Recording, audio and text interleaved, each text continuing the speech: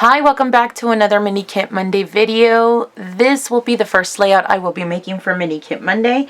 I will be using these two photographs. They're of the same day. These are pictures of my sister's kids. They're my nieces and nephews, and for whatever reason, she decided to have the boys take a picture with the Easter Bunny by himself and then had one taken of the whole family. They're a little bit dark, and it's probably because they're inside the mall, but in person you can see them pretty well. You can see their faces clearly. So I cut them down to size because it was a bunch of, I don't want to say dead space, but there wasn't anything really. It was just a lot of wall. They also had like a bunch of the window extra, so they're about 4 by 4. And I'm gonna go ahead and get started. I did pull out this pink background paper, and it's from the Carousel collection, and I also had this in the 12 by 12, but since I have the Carousel in the 6 by 8, I decided to pull that same pattern in this paper pad because then I don't have to cut into the 12 by 12. It is a smaller scale, and so that also helps with the two that I'm trying to work together. I also pulled out a couple of things to kind of get started. I know that I wanted to use a couple of washi tapes. Everything might not end up getting used, but at least I don't have to go rummaging through my very large Mini Kit Monday kit. So I'm going to go ahead and kind of, not challenge myself, but these are things that I want to get used or get started using.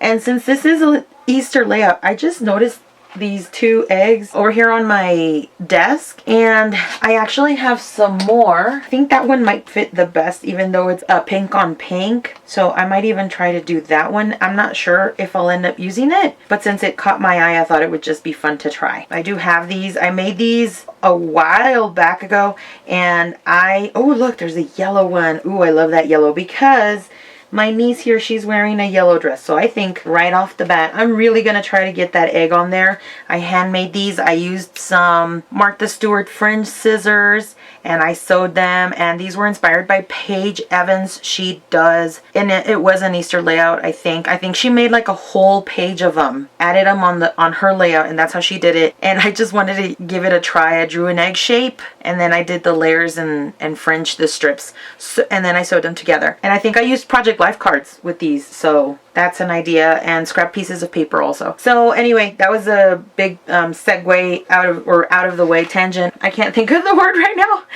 So these are a few things that I did pull out to get started. They're from various manufacturers. I have Pebbles, I have Crepe Paper. This is from, oh geez, Studio G. And I have a couple of Maggie Holmes. And so this is mainly Maggie Holmes. But I'm going to go ahead and put you on fast forward and get started. So as you can see, I am backing up my photos on this pattern piece of paper that I've said before. If you haven't caught any of my Christmas in March or April or whatever month it is, I do talk about how I have a paper pad that I'm no longer wanting to use, and so I'm using the back side of that paper pad in order to back my photographs. I did have this piece of vellum that was just laying around, and I didn't want it to just sit there kind of wasted, or also to get I don't want to say harmed, but to go to waste, because when vellum gets damaged, there you go, I think that's the word that I'm trying to use. When vellum gets damaged, it has all these kinks or all these folds that you see, and I didn't want that to happen to it. So since it was just available and around on my desk, I decided to use it to also double mat my photograph. I did it with the white paper, and then I did it with the vellum. I know that I do want to use this 6 by 8 piece of pattern paper that I had mentioned at the beginning of the video, and I end up using one of my new tools that I picked up. I picked up this EK Success Tools Large Edge Punch, and it's called a dotted scallop. I had seen it before in people's scrapbooking videos, and I can't recall who exactly. I think I've even seen it maybe in one of Janet's videos, and it was just on my wish list. And I was going to pick it up at the Joann's.com, but it got picked up from right under me.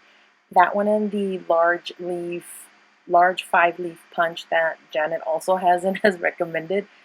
If you are on Patreon, she does have it linked to one of her videos. I can't recall which one, so I'm really sorry about that. But I had those both in my cart on Joann's.com, and they got snatched from under me So I had to go looking for them on Amazon, and as far as I know, there's still a couple of those left there. Now, I did end up using this library pocket that says Happy, and it is from one of the Maggie Holmes collections, and I'm really glad that I was able to kind of incorporate lots of different collections from Maggie Holmes into all of these layouts, or all of this, the whole mini Monday kit. That didn't make sense, or I hope it did. I was able to use this egg right off the bat, and I had several things that I had picked up right at the beginning. One of them was this shaker pocket card thing that said XOXO, and it had pieces of paper inside the XO cutout.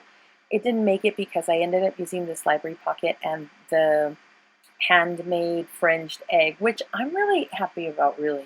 I got really excited when I saw it, and the fact that it's yellow and it kind of focuses and brings out the yellow in my niece's dress in the photograph makes me even that much more excited. I did finally end up using this fabric ribbon bow that I had. I've had that kicking around in my room. I've moved it, I've put it away, I've brought it back out, and it's just been one of those embellishments that I've been trying to use, and I just couldn't ever put it down on anything. I layered up a chipboard piece, and I can't recall where it's from anymore, but oh, it's from the Studio G. Hello, I did end up using that chipboard from there. Two pieces actually, which I'm really excited about. I've also had those for quite a bit, and I layered that underneath a piece of flare that I've had from the Scraptastic Kit Club. So those are circa something like 2005. Finally, really glad to get that on a page, and I do love the different depths that I get from all of the dimensional things. I did use that. Here I go putting dimensional foam on my egg, and you can see that as the base I did use a Project Life card, and I cut several of the eggs, as I said, from a silhouette cut file, and then I did the strips of scrap paper or Project Life cards again with the fringe scissors. So here I've been on a photo corner kick. I got a few from Heidi Swapp, and then I did get a pack of like 13 colors from Amazon, and I bought them for about $7 and change. So here you see that I have this gigantic sticker, and I really wanted to use it. I almost did. I didn't care that the blues didn't really match up, but if I felt like it was too big and it was taking away from the photographs. Maybe if the photographs would have been a 4x6 and the picture in and of itself, the subject of the photo would have been larger, then I would have felt more comfortable being able to use that sticker. However, because it was so large, it was competing with the size of the photographs, and I decided against using it. Now, I do have several other elements that are taller than my photograph, but since they're hidden and or layered on top of other elements, they really don't take away from the size of the photographs because they are the main focus in the page. I do end up using this really delicately cut foam glittered word that says memories, and that is also from the embellishments that I pulled out from a Scraptastic Kit Club kit. And here you see that I pulled out a flat sticker from my sticker book sheet, and these are specifically from the Chamel sticker book, and I just layered some Simple Stories square letters that you see to my right hand side in the pink, and it says Easter. So my main title kind of says Happy Easter Memories, and then I have little subtitles with little Tim Holtz phrases, but that'll come later in the video, which is right now. I did layer several of these flat stickers that I also got from like the $1 or $2 sticker the flat sticker books that come in the Target dollar spot seasonally, or at Michael's. I think even at Hobby Lobby they come out during the holidays, and they're flat stickers that you can use.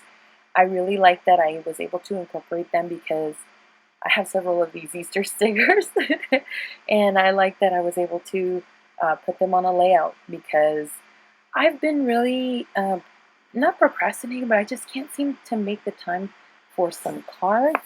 But that brings me to the end of my layout. I also added some puffy stickers, and I have also, the last thing I added, yeah, was the puffy stickers and the twine and a white card for journaling. So I hope you enjoyed. Don't forget to check out the other ladies that are also participating in the Mini Kit Monday and our guests, which are Karen from Yes Please Paper Crafts and Kelly Oblak, I believe. Oh my gosh, and I have the paper right here so that I didn't forget them and I didn't pull it out. For Kelly Oblak and Karen Mingle from Yes Please Paper Crafts. Anyway, thank you so much for watching. I hope you guys are taking care of yourselves and your families are well. Have a great day wherever you are, and we will see you next time, or I'll see you next time for the next Mini Kit Monday video or any other video that I post on this channel.